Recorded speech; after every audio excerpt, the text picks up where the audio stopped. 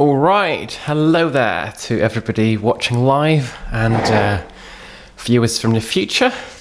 Slightly different camera angle this time. Trying to professionalise my setup a little bit.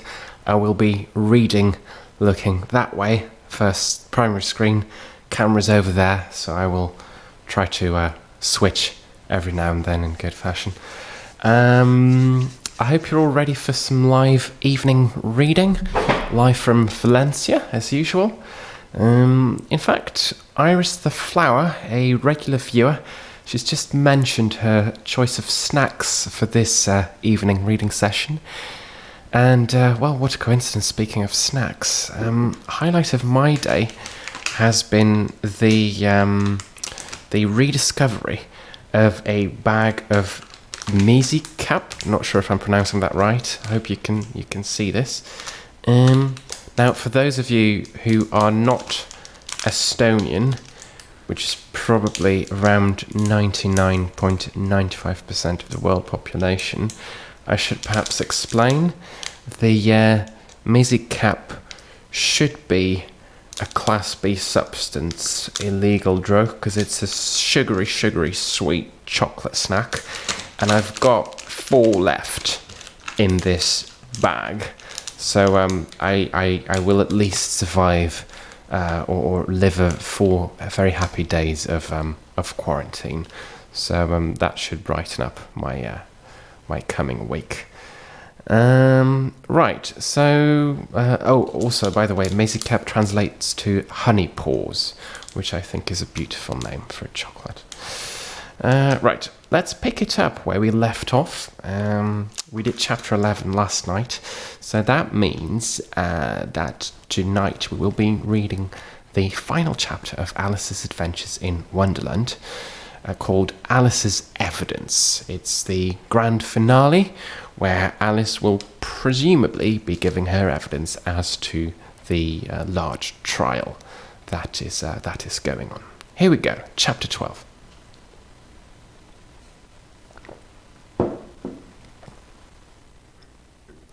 "Here!" cried Alice, quite forgetting in the flurry of the moment how large she'd grown in the last few minutes, and she jumped up in such a hurry that she tipped over the jury box with the edge of her skirt, upsetting all the jurymen onto their heads of the crowd below, and there they lay, sprawling about, reminding her very much of a globe of goldfish she'd accidentally upset the week before.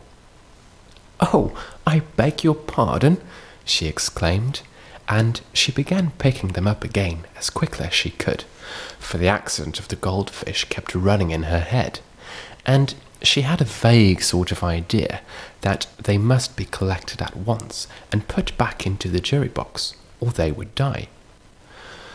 "The trial cannot proceed," said the king in a very grave voice, "until all the jurymen are back in their proper places. All," he repeated, with great emphasis, looking hard at Alice as he said so. Alice looked at the jury box and saw that, in her haste, she had put the lizard in head downwards, and the poor little thing was waving its tail about in a melancholy way, being quite unable to move. She soon got it out again and put it right. "Not that it signifies much," she said to herself. "I should think it would be quite as much use in the trial one way up as the other."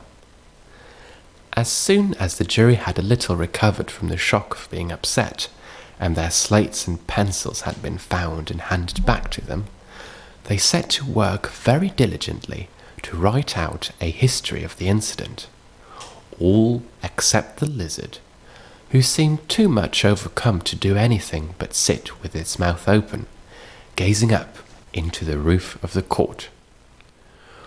"What do you know about this business?" the king said to Alice in a strange tone. "Nothing," said Alice. "Nothing whatsoever?" persisted the king. "Nothing whatsoever," said Alice. "That is very important," the king said, turning to the jury. They were just beginning to write this down on their slates when the White Rabbit interrupted.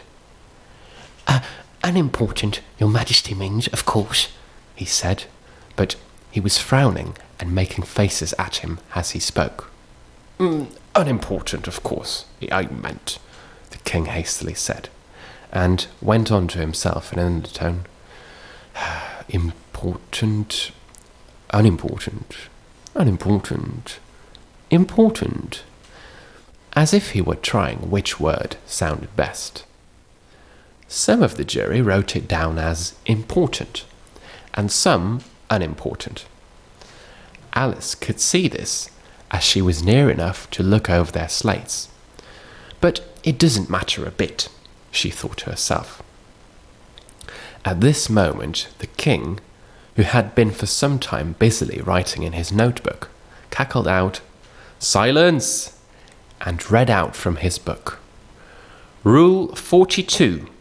All persons more than a mile high to leave the court.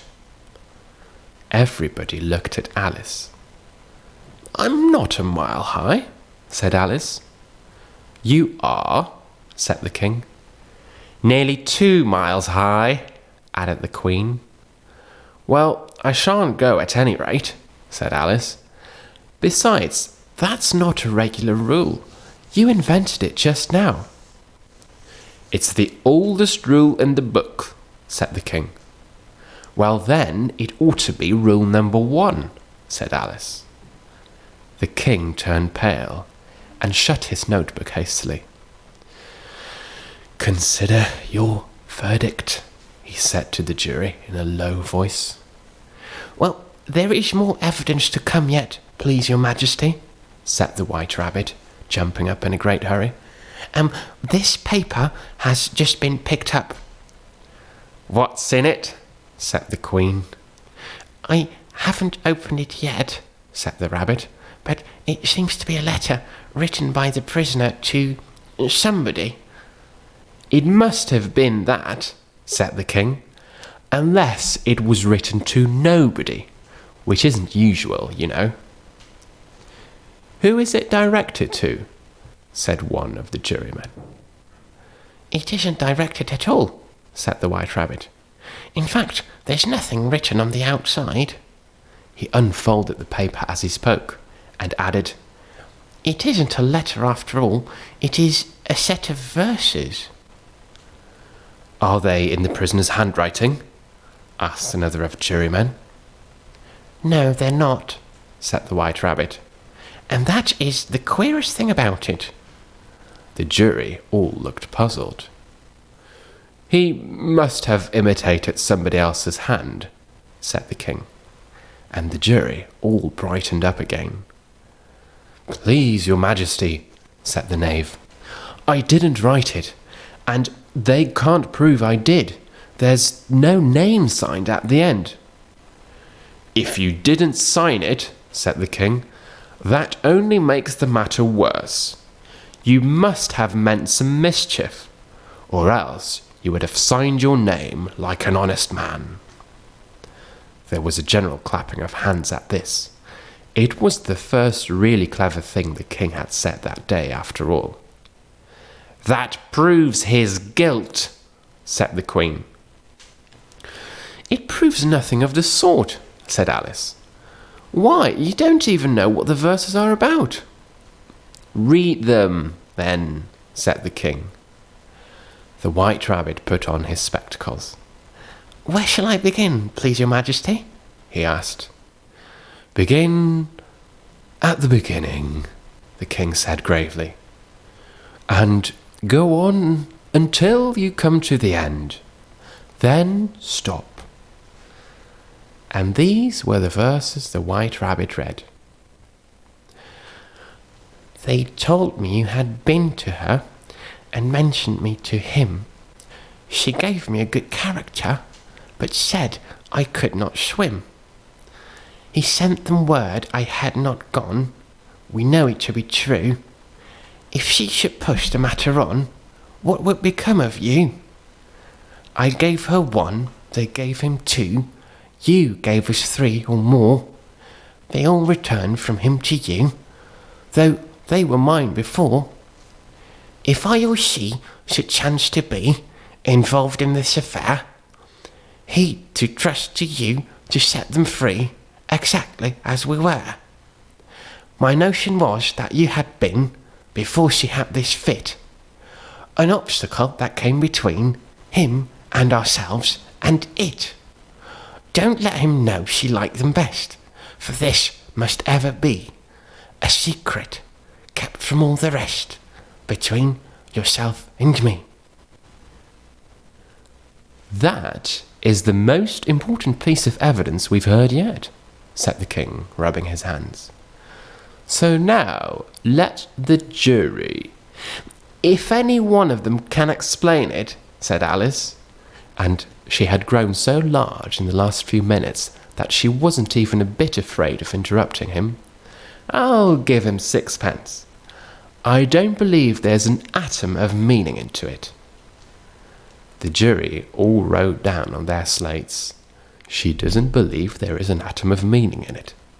But none of them attempted to explain the paper. If there's no meaning in it, said the king, that saves a world of trouble, you know, as we needn't to find any. And yet, I don't know, he went on, spreading out the verses on his knee and looking at them with one eye. I seem to see some meaning in them after all. Said I could not swim.